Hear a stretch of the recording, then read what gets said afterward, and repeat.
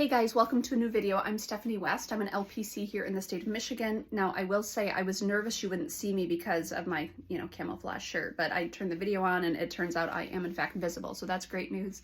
Sorry, I used to teach middle school and those jokes would kill like 16% of the time. Welcome to a new video. So today I want to talk about something that's a touch more abstract than what I usually do, but it's based on science we've already talked about. So if we go way back to week 1 when we started the video series at the start of June, so let's say it's way in the future and I've been doing this for years, so June 2022 is when we started this. There was a video talking about risks and resources. So if you remember, our perception of risk and our perception of resources is what influences the level of anxiety that we experience. So the more I feel like I have intact resources, the lower my perception of risk. The lower my perception of resources, the higher my perception of risk. Now, today's conversation is a touch more abstract, but it's based on this understanding here. When I have resources, my perception of risk goes down. So the second piece of understanding is there are things that have happened in our history that may have affected us at the level of our nervous system. And so it's not something that's running kind of in my thoughts and in my emotions and in my behaviors. It's kind of like this autopilot response. And if I don't have language about what's going on right now, if I don't understand my context, my body and mind pull from the past and uses the past to influence my understanding of what's going on. And this is especially true if and when we've had pain points in our past, i.e. trauma or some significant event. And so I want to give an anecdote that in my life actually helped me really understand what's going on at the nervous system level as it relates to I build resources and my perception of risk goes down, even if it's not a one-to-one skill building situation. So for example, let's say I'm in relationship with someone and I skill build communication strategies. That's because I'm expecting that strategy to pay off in the relationship. But this is something where accruing strategies can actually help us re-regulate our bodies without intentionally doing a one-to-one correlation. So once upon a time, I think I've shared, I was significantly larger. So I weighed about twice what I do now. And so that was a protective feature. It helped keep me safe. Now, it helped me keep me safe in a variety of ways. It helped keep me safe from attention. It helped keep me safe physically. You can't like pick me up and haul me off. Well, usually, hopefully. But as I lost the weight, I found myself feeling particularly vulnerable. One thing I noticed when I started working here at Joe Martino Counseling, both our Grand Rapids location and our Granville location, as I would walk out to my car at night, I would be in a pretty hijacked state. So I would be in hypervigilance. My nerves would be just primed from the time that I walked out the door to the time I got in my car and relocked the door. I would feel hypersensitive.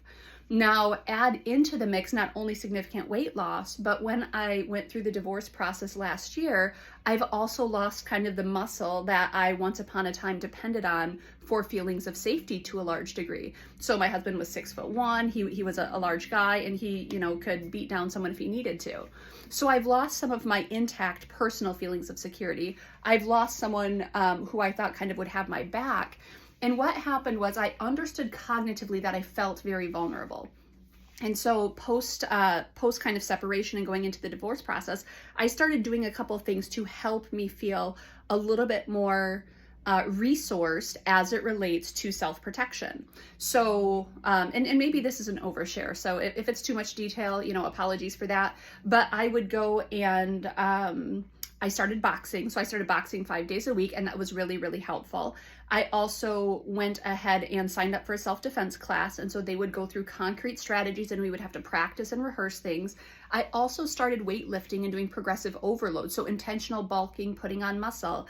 And through a combination of those 3 skills over about 5 or 6 months, I noticed this really interesting thing. I had worked here at that point for probably 4.5 years, and every time I walked to the car, I felt this amped up sense of sensitivity. But as I started walking to my car, I stopped feeling as though I had to be in a state of constant hypervigilance. So I was able to walk to my car and get in my car, and I was like, hey, that didn't feel threatening. How cool. And I kept doing that and realizing that I didn't go take self-defense so I could walk to my car safely. I just had a a physical or physiological feeling of dis-ease and discomfort. So I went and started accruing resources, and I don't know at what point it happened. It's not like you have to take 75 boxing classes and 3 self-defense classes and, you know, pack on 5 pounds of muscle in your set. Our nervous systems are going to be kind of at their own discretion because they've had their own unique experiences. But systematically accruing resources that helped guide me, kind of walk me closer to physical safety, helped me feel more empowered. When I had the resources, or at least the perception of resources to deal with threat, it calmed my nervous system down. So other things I would do is I would go to the gun range and I would practice shooting, and I would make sure I scan an area. So I would have some best practices in place, and I would ensure that at least to some degree, I'm aware of my safety. I would also feel like I had resources if and when safety was compromised. And one of the coolest things is probably about 2 or 3 months ago, there was a group of youth that at like 9 p.m. raced through the parking lot, you know, screeching their brakes and being really loud and clamorous. And my body responded and I felt fear. And I was like, that's awesome. That's an appropriate time to feel fear. Now, it's not saying that every time that I walked to my car prior to that where I was uncomfortable, that wasn't an inappropriate response, but that's where physiologically my nervous system was at.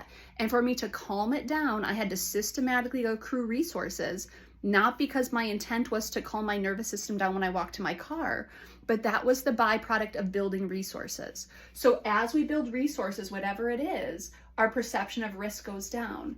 Now, I'll walk with clients and say it's not a one-to-one. I can't promise you at what point your body calms down, but I do know the science and I do know my own experience. The more we add in resources, the more we're able to feel empowered in our own story, the more we feel we have choices if and when something happens, the less our perception of risk. And when that happens, there's an empowerment not only at the tangible skill level, but our bodies might also calm down and we might not feel as heightened if and when hard stuff happens, or if and when neutral stuff happens and our body might be sending us faulty responses.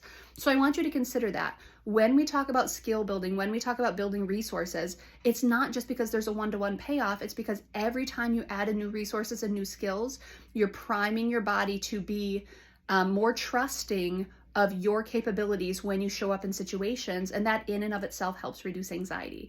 Hopefully that wasn't too abstract. Hopefully that's helpful. If it's something that connects with you, think about it. What types of resources might I be able to build? And commit to building resources over time, because it's not a one-to-one.